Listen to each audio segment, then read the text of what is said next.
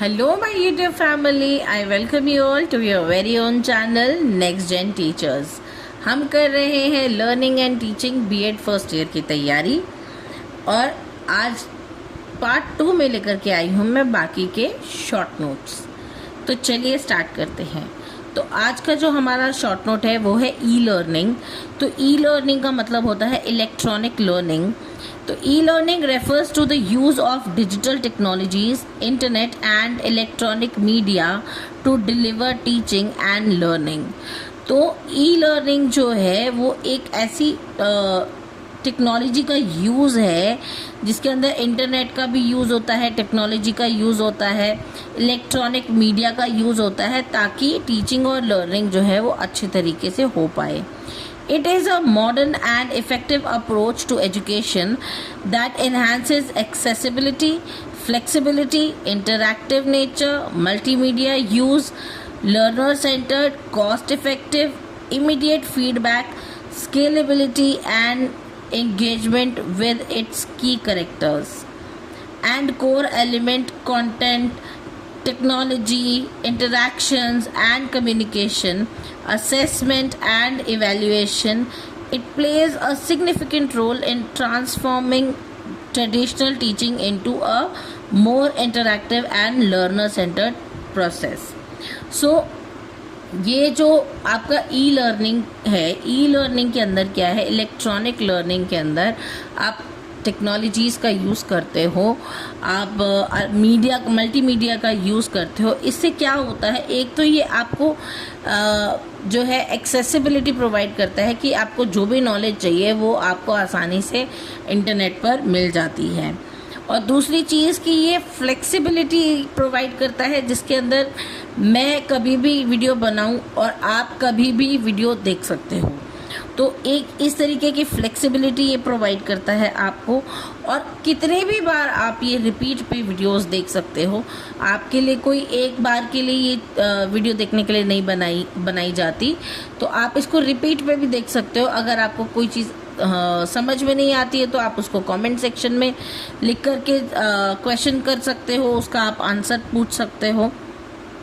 तो ये सारी चीज़ें क्या है, एक तो ये आपको एक्सेसिबिलिटी प्रोवाइड करता है, फ्लेक्सिबिलिटी प्रोवाइड करता है, और इंटरैक्टिव नेचर हमारा इसी तरीके से होता है, राइट, कि हम अगर जूम कॉल के ऊपर या फिर जो है ब्रॉडकास्ट चैनल के ऊपर जब हम लोग ज्वाइन करते हैं तो वहाँ हमें पता चलता है कि हम इंटरैक्ट भी कर सकते हैं एक दूसरे के साथ में, फेस टू फेस टीचिंग भी होती है, टीचिंग लर्निंग प्रोसेस भी होती है मल्टीमीडिया का यूज़ करके। तो ये जो टेक्नोलॉजी का यूज़ करके हम पढ़ाई करते हैं, टीचिंग लर्निंग करते हैं, ये एक तरीके की लर्नर सेंटर्ड अप्रोच होती है जिसके अंदर लर्नर का जो है वो ज़्यादा फ़ायदा होता है, और ये कॉस्ट इफ़ेक्टिव होती है, कम से कम कॉस्ट में हमें मिल जाती है, इसके लिए कोई बहुत ज़्यादा पैसे नहीं खर्चने होते। नेक्स्ट है, एक तो इमीडिएट फीडबैक मिल जाता है। जब आप किसी से जूम कॉल पर या फेस टू फेस जब आप कोई टीचिंग लर्निंग प्रोसेस करते हैं तो आपको उसी समय जब फीडबैक मिल जाता है तो आप उसी तरीके से उसको लेते हैं। अगर आपको लगता है कि कोई चीज़ को आपको करेक्ट करने की ज़रूरत है तो आप उसको उसी समय करेक्ट कर सकते हैं। स्केलेबिलिटी यानी कि बहुत लार्ज स्केल के ऊपर जो है आप एक समय पर बैठ करके जो है बहुत सारे बच्चों को पढ़ा सकते हैं, या बहुत सारे बच्चे एक समय पर ही जो है पढ़ सकते हैं। जैसे कि अगर मैं कहूँ कि मेरी ये वीडियो सिर्फ एक ही बच्चा नहीं देख रहा है बल्कि बहुत सारे बच्चे जो हैं इससे जो है अपनी चीज़ें याद कर रहे हैं, सीख रहे हैं, तो वो एक ही समय पर हो रहा है, तो ये स्केलेबिलिटी भी प्रोवाइड करता है। और एक तो ये एंगेजमेंट प्रोवाइड करता है कि जो की कैरेक्टरिस्टिक्स हैं, अगर आपको मेरे थंबनेल से पता चल जाता है कि हाँ मैं आपको किस वीडियो में क्या प्रोवाइड करवाने वाली हूँ, किस चीज़ की नॉलेज देने वाली हूँ, तो आप उस चीज़ को देख करके मेरी वीडियो क्लिक करते हैं और उसी चीज़ के अंदर जो है प्रॉपर तरीके से इंगेज होते हैं, फोकस्ड होते हैं और चीज़ों को समझते हैं, राइट। अब इसके अंदर कौन सा कंटेंट है, टेक्नोलॉजी है, इंटरैक्शन है, कम्युनिकेशन है, असेसमेंट एंड इवैल्यूएशन भी होती है। It plays a significant role in transforming traditional teaching. जो पुराने समय की जो टीचिंग की प्रोसेस थी उसको चेंज करके बिल्कुल नई और ज़्यादा इंटरैक्टिव लर्निंग और लर्नर सेंटर्ड अप्रोच इसको बना दिया गया है। ई लर्निंग आने की वजह से, इलेक्ट्रॉनिक लर्निंग की वजह से हम लोग और ज़्यादा अच्छे से पढ़ने लगे हैं और ज़्यादा इंटरैक्टिव होने लगे हैं, और इसमें जो है ये टीचिंग अप्रोच जो है वो लर्नर सेंटर्ड होती है। नेक्स्ट है आपका theories of teaching. Theories of teaching explain how teaching and learning takes place, कि लर्निंग और टीचिंग की प्रोसेस होती कैसे है। पहला है formal theory. Formal theory emphasizes on intellectual development. तो फॉर्मल थ्योरी के अंदर जो है मेंटल डेवलपमेंट की जाती है। सेकेंड है descriptive theory, how actually teaching occur in class, कि क्लास के अंदर टीचिंग हो कैसे रही है ये देखा जाता है। नॉर्मेटिव थ्योरी के अंदर प्रिस्क्राइब किया जाता है कि टीचिंग होनी कैसी चाहिए, prescribe how teaching should be done. और प्रिस्क्रिप्टिव थ्योरी के अंदर it suggest method and procedures for teaching. कि नाउ नॉर्मेटिव और प्रिस्क्रिप्टिव के अंदर क्या डिफरेंस है, कि नॉर्मेटिव के अंदर वो बताता है कि टीचिंग किस तरीके की होनी चाहिए। जैसे मैंने अभी आपसे कहा कि लर्नर सेंटर्ड अप्रोच जो है, लर्नर सेंटर्ड टीचिंग जो है वो बहुत अच्छी होती है, वैसी होनी चाहिए। लेकिन प्रिस्क्रिप्टिव थ्योरी के अंदर ये आपको मेथड्स भी सजेस्ट करता है कि आप उसके लिए क्या क्या कर सकते हो, प्रोसीजर्स भी बताता है आपको कि आप किस किस तरीके से जो है उसको कर सकते हो अपनी क्लासरूम में, राइट। तो ये हुई हमारी थ्योरीज ऑफ टीचिंग। नेक्स्ट है हमारा models of teaching. Teaching is a pattern और plan that can be use to design instructional materials and guide classroom teaching. पहला है हमारा अटेनमेंट मॉडल, जो कि जेरोम ब्रूनर ने दिया था। अटेनमेंट मॉडल में आपको पता है वही कि इंटेलेक्चुअल डेवलपमेंट के लिए। नेक्स्ट है इंक्वायरी ट्रेनिंग मॉडल, जो कि रिचर्ड सचमैन ने दिया था। इसके अंदर बच्चे जो हैं फ्रीली अपने टीचर से क्वेश्चन पूछ सकते हैं। मास्टरी लर्निंग मॉडल, जो कि बेंजामिन ब्लूम ने दिया था।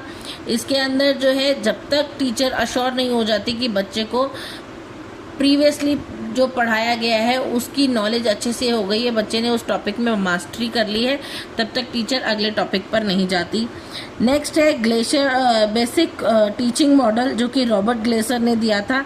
इसके अंदर जो है बच्चा क्रिटिकल थिंकिंग करना स्टार्ट करता है, अपनी क्रिटिकल थिंकिंग को इन्हांस करता है, क्रिएटिविटी को इन्हांस करता है। नेक्स्ट है हमारा methods of teaching. Now methods of teaching, इसके अंदर बहुत सारे मेथड्स होते हैं टीचिंग के। Methods are the practical ways used by teachers to implement teaching models in the classroom. जैसे कि लेक्चर मॉडल होता है, लेक्चर मेथड होता है कि ये टीचर सेंटर्ड अप्रोच होती है, जिसके अंदर सिर्फ टीचर ही इन्फॉर्मेशन दे रही होती है बच्चों को। नेक्स्ट है आपका डिस्कशन मेथड। इसके अंदर टीचर और स्टूडेंट्स दोनों आपस में जो है डिस्कशन कर रहे होते हैं किसी एक टॉपिक को लेकर के। फिर डेमोन्स्ट्रेशन मेथड, बच्चों को कुछ सिखाने के लिए टीचर एक्सपेरिमेंट करके दिखाती है। प्रोजेक्ट मेथड, किसी तरीके का प्रोजेक्ट बना के दिखाती हैं। प्रॉब्लम सॉल्विंग मेथड, टीचर जो है बच्चों को थोड़ा सा पुश करती हैं ताकि बच्चे जो हैं खुद से प्रॉब्लम को सॉल्व कर सकें।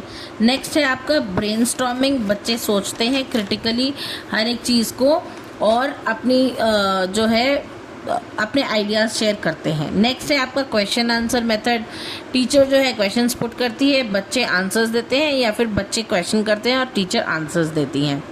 नेक्स्ट है आपका टीम टीचिंग, 2 या 2 से ज़्यादा टीचर्स जो हैं वो पढ़ाती हैं एक साथ मिल करके, प्लान करती हैं, टीच करती हैं और फिर इवैल्यूएट करती हैं।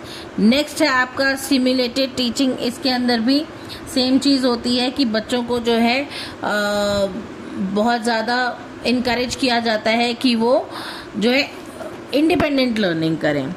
नेक्स्ट है आपका फेजेस ऑफ टीचिंग। अब फेजेस ऑफ टीचिंग के अंदर भी 3 फेजेस होते हैं, pre active phase, interactive phase और post active phase. Pre active phase के अंदर टीचर जो है वो प्लान करती है लर्निंग ऑब्जेक्टिव्स का, क्या कंटेंट पढ़ाना है, किस मेथड से पढ़ाना है, क्या क्या टीचिंग एड्स लगेंगे, ये सब कुछ टीचर जो है क्लास लेने से पहले ही सब कुछ प्लान करके रखती है। नेक्स्ट है आपका इंटरैक्टिव फेज, जिसके अंदर एक्चुअली में टीचिंग होती है। टीचर ने जो भी प्लान किया है उसको एग्जीक्यूट करती है क्लासरूम में बच्चों के साथ इंटरैक्ट करके। पोस्ट एक्टिव फेज क्या होता है, इवैल्यूएशन होता है। टीचर चेक करती है कि बच्चों की जो टीचिंग लर्निंग ऑब्जेक्टिव्स हैं, जो लर्निंग ऑब्जेक्टिव्स हैं वो कितने ही अचीव हुए हैं। तो actual classroom teaching and interaction with students interactive phase, और evaluation of learning outcomes and feedback after teaching जो है आपका वो पोस्ट एक्टिव फेज। नेक्स्ट है आपका लेवल्स ऑफ टीचिंग। तो यहाँ भी 3 लेवल की टीचिंग होती है, मेमोरी लेवल, अंडरस्टैंडिंग लेवल और reflective level. Memory level teaching के अंदर बच्चे हर एक चीज़ को मेमोराइज करते हैं बिना समझे, ये एक रोट लर्निंग की तरीके से होता है। नेक्स्ट है अंडरस्टैंडिंग लेवल, इसके अंदर बच्चे जो भी सीखते हैं उसको समझते हैं, इसके अंदर मीनिंगफुल लर्निंग होती है। और लास्ट जो हमारा लेवल होता है रिफ्लेक्टिव लेवल, इसके अंदर बच्चे जो हैं क्रिटिकल थिंकिंग को जो है डेवलप करते हैं। तो जो बच्चों ने सीखा है वो एक से ज़्यादा सिचुएशंस में उस चीज़ को अप्लाई करने की ट्राई करते हैं और उसके बारे में सोचते हैं कि हम यहाँ क्या कर सकते हैं उसके लिए। तो फॉर एग्जांपल अगर बच्चा साइकिल चलाना सीखता है तो बच्चा बाइक चलाना भी उसी तरीके से सीख जाता है। तो ये था हमारा रिफ्लेक्टिव लेवल। ये थे हमारे शॉर्ट नोट्स। अगर आपको मेरी वीडियो अच्छी लगी तो please do like, share, comment and don't forget to subscribe my channel. मिलती हूँ अगली वीडियो में, तब तक के लिए थैंक यू।